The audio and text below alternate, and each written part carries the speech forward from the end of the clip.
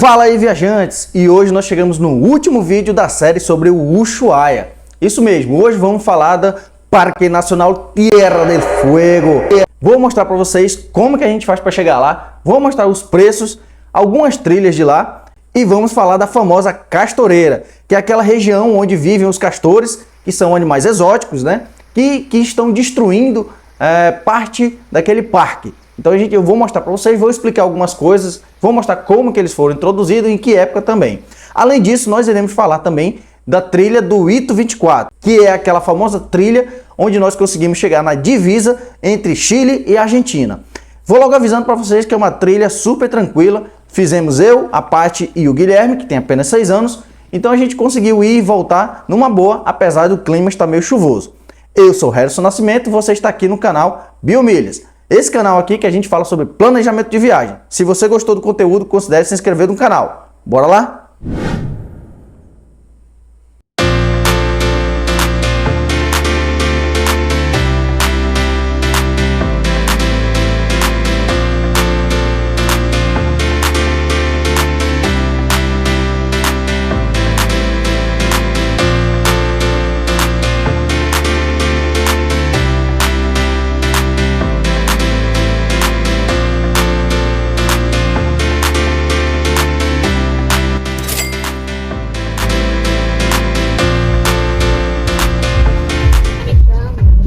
¿Ya? ¿Ya? Sí, chicos, ¿de dónde son? Brasil, Brasil. ¿Qué edad tiene él? 6. ¿6? Sí. Él paga, a partir de 6 pagan. Sí. Sería los 3, 36.000 pesos. Faz 2 tarjetas e um efetivo. 2, 24 sería.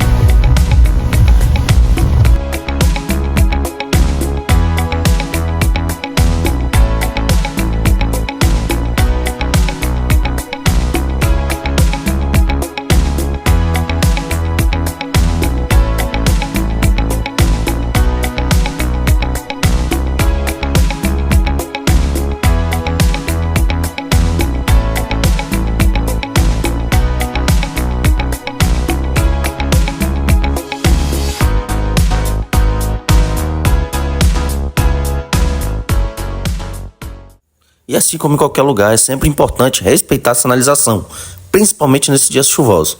Olha o que aconteceu com o trailer dos nossos amigos brasileiros. Depois de algum tempo eles foram rebocados sem nenhum prejuízo material tão grande.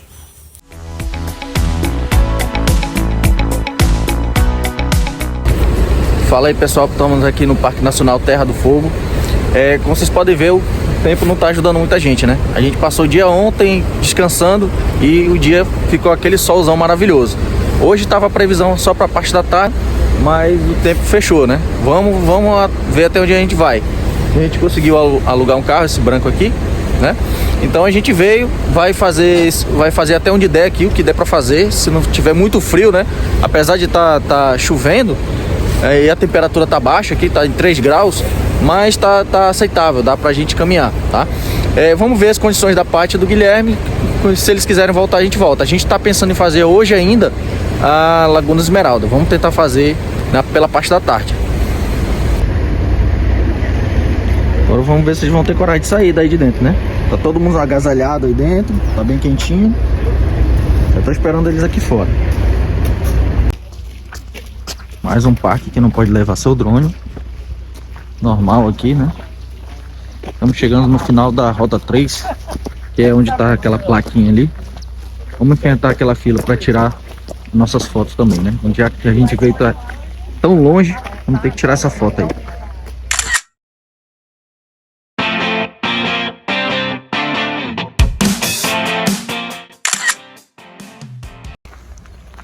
Então aqui logo na entrada a gente apresenta essas 2 trilhas. Tá vendo que a trilha é de fácil acesso, né? São trilhas acessíveis, qualquer pessoa pode ir. Trilha bem tranquila. Aqui por esse lado você vai para Baía La Pataia. Tem um mirante lá que a gente consegue ver a baía toda de cima. Aqui em cima, aqui a gente continua a trilha que vai até lá no final, As outras trilhas eu vou mostrando no meio do caminho. Com esse tempinho chuvoso, esse frio. E aí, vocês estão aguentando bem? Tá tranquilo. A trilha, fácil, né? Fácil acesso. Dá pra qualquer um caminhar tranquilo, qualquer idade. E vamos continuando aqui. Vamos até a Baía Lapataia para mostrar tudo pra vocês.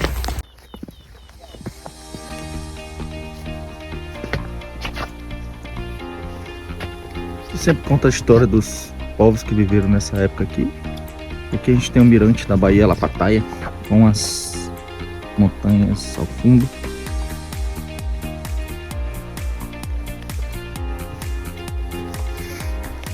Ali na frente tem um outro mirante, acabou de chegar uma excursão. Assim que eles saírem, a gente já vai se dirigir para lá para pegar as imagens melhores.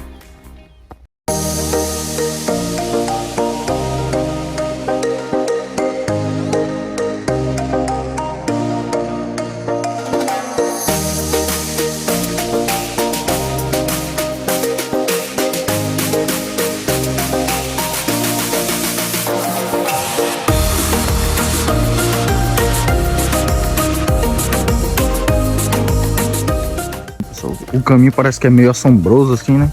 Fica andando no meio do bosque. Não aparece ninguém durante algum tempo, mas a trilha é bem demarcada. Dá para ir seguindo na tranquilidade.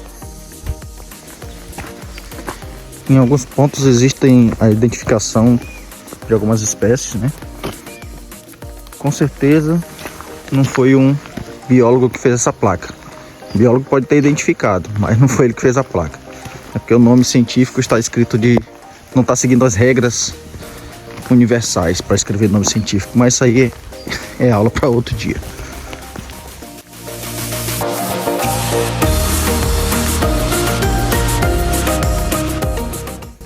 Aqui a gente consegue chegar bem próximo da Baía Lapataia. Uma área que a gente chega, pode tocar lá na água, né? Fica bem pertinho. Muito bonito esse lugar aqui. Montanhas ao fundo. E a Baía Lapataia. Bom, pessoal, a gente tem uma quantidade de espécies limitada aqui no parque, tá? Apesar da grande extensão que ele tem, mas é uma quantidade muito limitada de espécies. A gente tem mais ou menos, nativos mesmo, umas 20 espécies de mamíferos aqui. Aves a gente tem aproximadamente 100.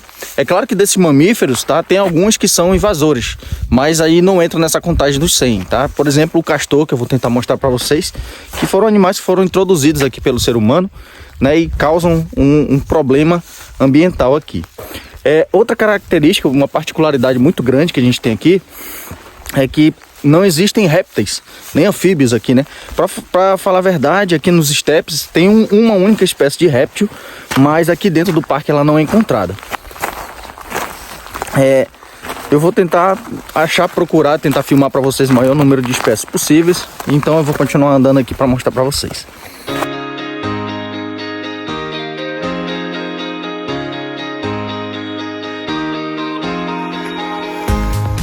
Então logo aqui na entrada da trilha a gente conta a história, né? Que em 1946 foram introduzidos aí 25 pares de castores na região.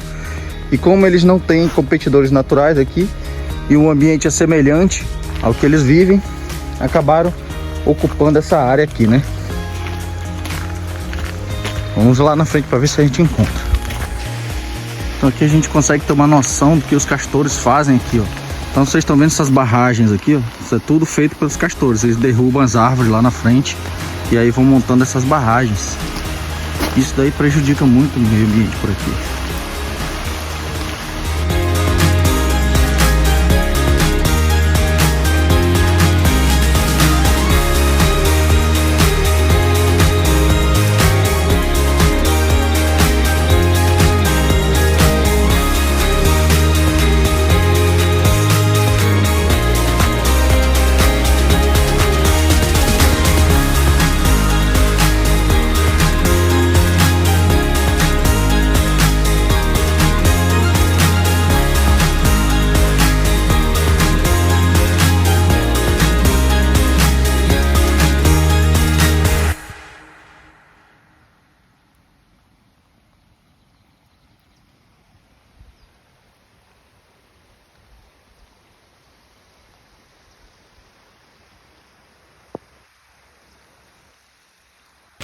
Então, pessoal, como eu estava falando anteriormente para vocês, aqui no parque a gente encontra mamíferos que são nativos, tá? Mas a gente tem alguns que foram introduzidos pelo homem, como o castor, que é da espécie Rata almiclera, tá? Esse castor, ele foi introduzido aqui na década de 1946, mais ou menos. E como ele não tem predadores naturais e também o ambiente é muito parecido com o que eles foram trazidos, eles acabaram se multiplicando e acabaram dominando essa região aqui. Então vocês podem perceber aqui em volta de mim, ó, as árvores todas caídas. Eles derrubam essas árvores por alguns motivos, né? Primeiro, porque eles têm os dentes da frente dele, esses dentes dele crescem o tempo todo, então eles têm que ficar raspando para poder não deixar o dente crescer tanto, né? Então isso aí é uma coisa normal entre os roedores. Outra situação é a construção desse dique, ó. Você tá vendo que tem um dique aqui em volta do lago. Então eles constroem esses diques aí para criar a família deles mesmo, né? Então eles criam uma rede de túneis e fazem o dique utilizando essas madeiras que eles cortaram. Então eles fazem essas barragens aqui, ó, e isso daí acaba afetando todo o ambiente, né? Então, mas assim, além dos castores que causam todo esse problema aqui na região, outros animais foram introduzidos, né? Então tem aí a raposa cinzenta, por exemplo, a gente tem a truta, tem o salmão, também foram introduzidos nos rios e lagos daqui da região. Tá, então essa região agora está em recuperação, né? Mas assim, não tem muito o que se fazer, né? O governo daqui faz o censo desses animais, mas assim, você também não pode sair matando aleatório todos esses animais, né?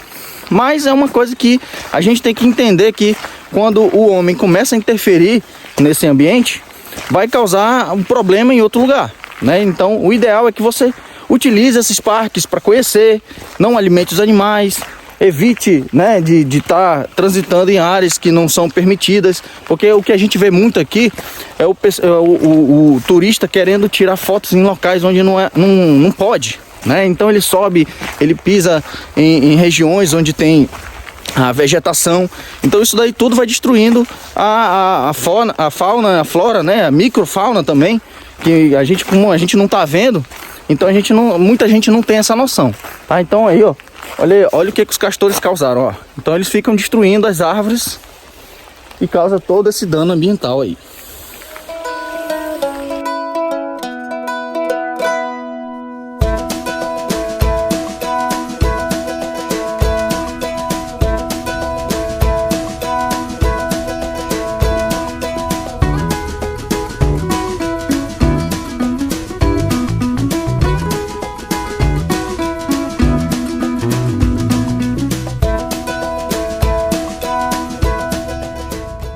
Pessoal, aqui eu vou dar uma dica para vocês. Na hora, se vocês estiverem vindo de carro, por exemplo, se vier de táxi, de outro tipo de transporte, tudo bem que eles vão levar vocês até lá. Mas se você estiver vindo de carro, é um pouquinho complicado de achar aqui, porque a placa é virada para o lado ao contrário.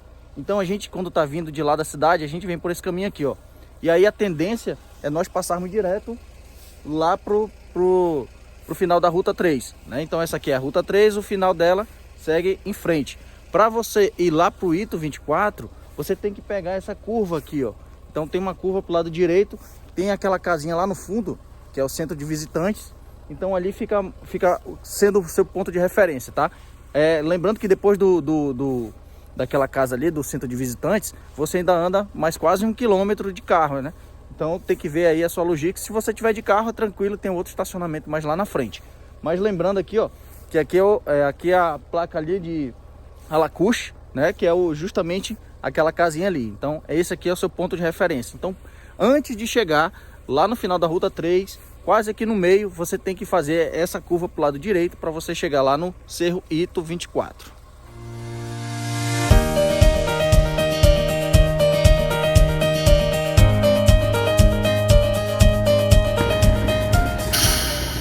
Então, pessoal, chegamos aqui no Cerro Guanaco. Então vou mostrar aqui a placa para vocês. Cerro Guanaco e o Ito 24. Aqui, ó, a distância do Cerro Guanaco 6 km, dificuldade é alta, duração de 4 horas e meia. E a gente está nessa posição aqui. Caminhando mais um pouco, a gente consegue ter uma bifurcação que vai para o Cerro Guanaco e a outra que vai para o Ito 24.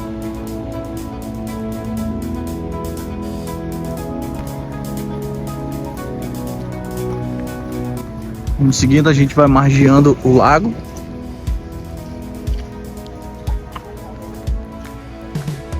São 4 quilômetros até a divisa com o Chile. Vamos lá.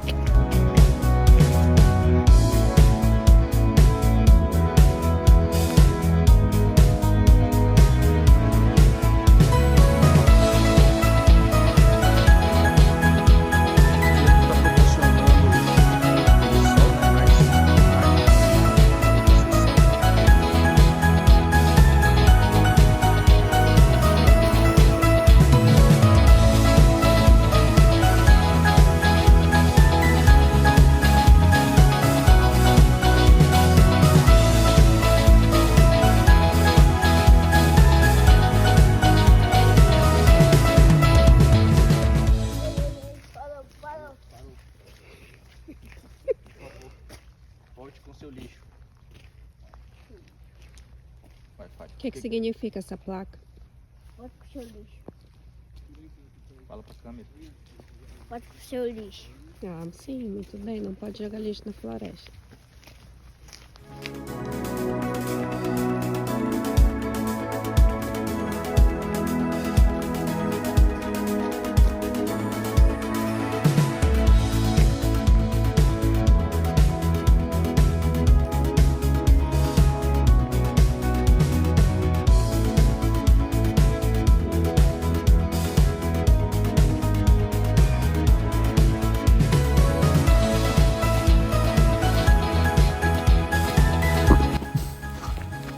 E nem passa de mim. Não sei. Eu vou fazer assim.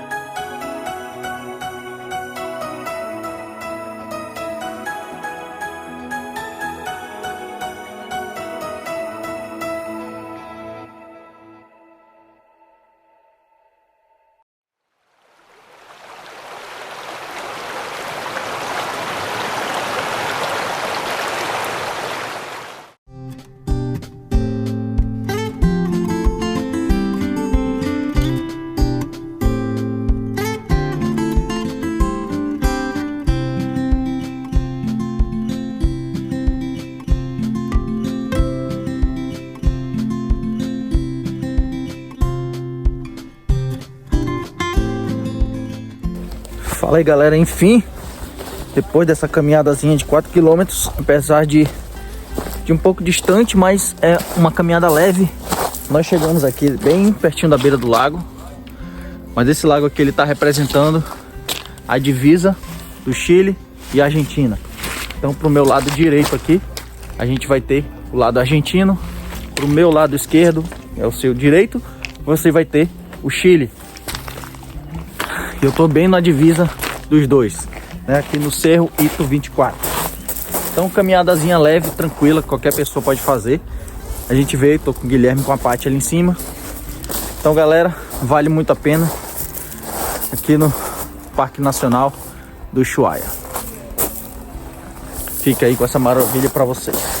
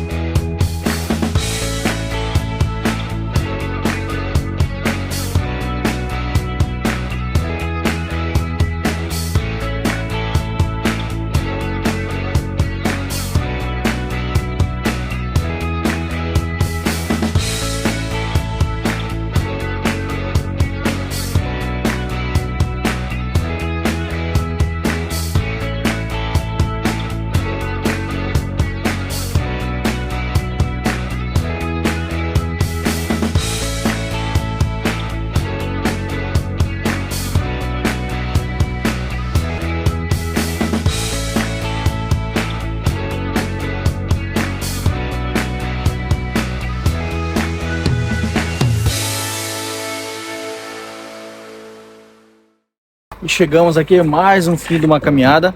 Nós que fomos lá na divisa da Argentina com o Chile, né? Aqui no Cerro Guanaco, mas nós não fomos no Cerro Guanaco, nós fomos no Ito 24, tá? Então, resumindo, a distância até lá de 4 km, a duração 3 horas e meia para ir, mais 3 horas e meia para voltar, tá, galera? Então, fique com essas imagens aí. Se você gostou, curte o vídeo, curte o canal e até a próxima.